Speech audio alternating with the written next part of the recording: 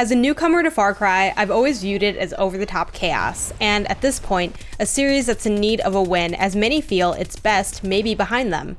After 4 hours of Far Cry 6, I feel more confident that this will serve as a fun entry point to the series in terms of its moment-to-moment gameplay, but still a bit wary of the overall story it's looking to tell. Far Cry 6 is saturated in brutality. The table setting for the story is one of unapologetic carnage. Narratively, it's a splash of cold water. You're immediately put into an emotional state. While some may argue it's all shock value, I found it working, especially with Giancarlo Esposito of Breaking Bad playing the main villain, Anton Castillo.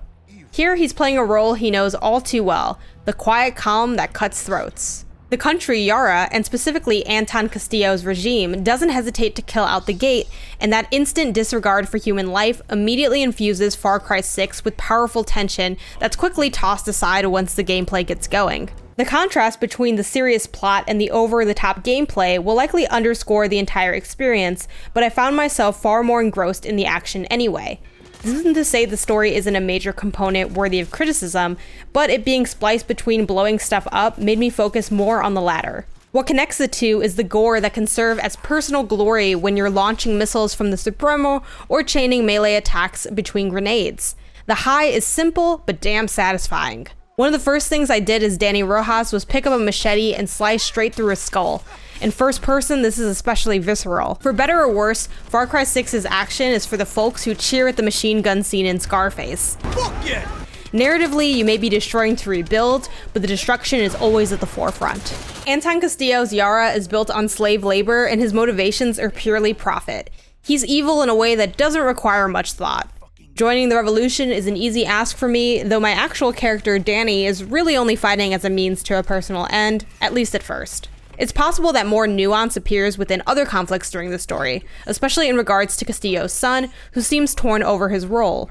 But for now, it's all pretty black and white, and painted with a broad brush. That's fine. Most will come to Yara for a playground of gore and guns. But though Yara is fictional, the issues raised aren't completely outside of real people's lived experiences, which begs the question of whether it's appropriate to use it as cannon fodder for a fun time without deeper examination. A few hours in, I'm doubtful I'll find anything deep here, but I didn't leave with additional feelings of concern or cringe either. Far Cry 6 is about becoming the best guerrilla fighter you can be, and that all comes down to your character's arsenal, the gear you equip, and the Gadia rank you earn by completing missions. In lieu of focusing on physical traits in terms of stats and attributes, gear is emphasized.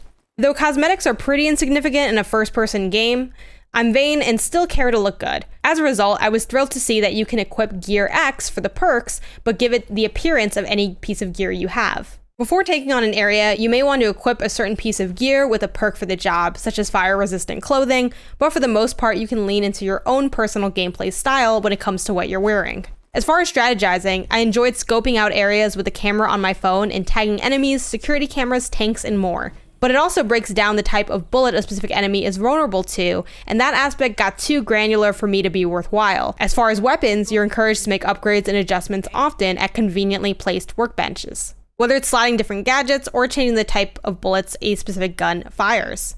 Again, the bullet aspect was my least favorite element, especially since most encampments had multiple types of enemies. It seemed like a big task to strategically have certain bullets for certain enemies, considering that planning goes out the window once things devolve into firefights. Getting around Yara is as simple as you want it to be. There are plenty of points of fast travel, with more opening up over time. Other methods of transportation include a car you can call on demand, horses you can summon at certain spots, planes, boats, wingsuits, grappling hooks, and just walking. You can put cars and horses on auto drive, and enemies will ignore you as long as your weapons are holstered and you don't get too close for too long. I will say neither feels great to use or looks particularly good. Driving in first person is awkward, and the animation of bobbing up and down on a horse isn't great, especially as you stare at the basic textures that make up its mane. Drama-free movement is easy to accomplish, but if you're looking for fights along the way, Yara has plenty of that too. Checkpoints throughout Yara can blow out your tires if you just drive through them. Alternatively, you can capture them by taking out the soldiers and destroying the adjacent billboard. It's a great way to get some quick action in while also getting rewarded with a Gadia scout who will reveal a new military target, a vehicle summon spot, and a new point for fast travel. Not to mention whatever loot is around. Likewise, military targets can be taken over for rewards, though these are more elaborate areas than the checkpoints. You can bribe select military soldiers who act as double agents to reveal cache locations. which helps build out the world. While it likely plays a small role in Far Cry 6, the platforming is a pain when playing a key role in a mission. This was rarely an issue with the exception of scaling a mountain in which I found myself missing jumps ever so slightly over and over again just for a simple story beat. The melee combat is gruesome, addictive, and one of my favorite aspects. From a good stealth takedown to a quick fix when you're a bit overwhelmed, I just want to knock people out in Far Cry 6, and so does my trusty crocodile companion Wapol. Sticking a crocodile on someone really doesn't get old, and that initial companion-pet relationship got me excited to unlock more deadly critters. In Far Cry 6, I'm free to do my patented jank stealth, where I come in quiet and open fire when it inevitably goes wrong, and for the most part, it works. Combat areas are designed to give you problem-solving options, from convenient zip lines to unoccupied turrets waiting for you to take them over.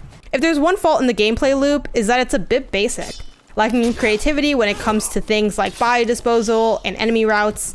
The AI can also feel a bit uneven, and the lines they say casually get repetitive really quick. At times, enemies are oblivious, and at other times, they're calling in backup and hunting you down ruthlessly. Some areas also feel more geared towards stealth than others, and on the whole, going in loud seems to be favored by design. Two-player co-op is available with perks that carry over into your game, but actually progressing the story can only be done on the primary player's account. The fact that it's basically just two Dannys together is narratively weird, and does make the co-op feel a bit like an afterthought.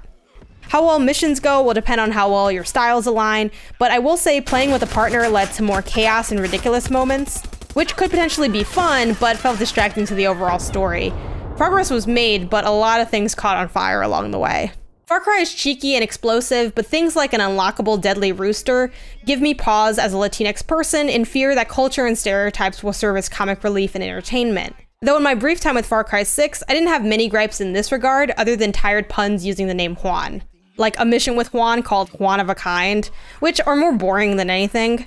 Spanish is utilized in a way that feels mostly authentic, though Dani exclaims coño so often I found myself praying they learn a new swear. Though I'm not completely fluent in Spanish, the translation seems solid, though there were a few things that got a bit lost in translation. At one point, come mierda, eat shit, was translated to asshole instead, though that detail isn't enough to derail a conversation as the general sentiment is maintained. Far Cry 6 seems more likely to skim the surface of big topics than to make interesting statements, though I did notice a few exceptions. One that I loved and one that made me wince. The best point of writing I encountered was when Juan, who serves as a bit of a mentor to you early on, reacts to your desire to go to America, saying, "And you think Americans want your Yaran blood?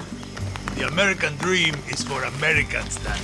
It's a small statement during an early conversation as you head back to camp, but it resonated with me as a first-generation Mexican whose father immigrated here in the 80s. Though later on, the same character hypes up a new weapon you get by saying you can commit high-velocity war crimes, which reminded me that Far Cry 6 is about having a good time, not a thoughtful time. Unrest and real issues are a playground. I'd be lying if I didn't say I had fun with my session, but I'd also be lying if I didn't expect some cultural fumbles to be made along the way.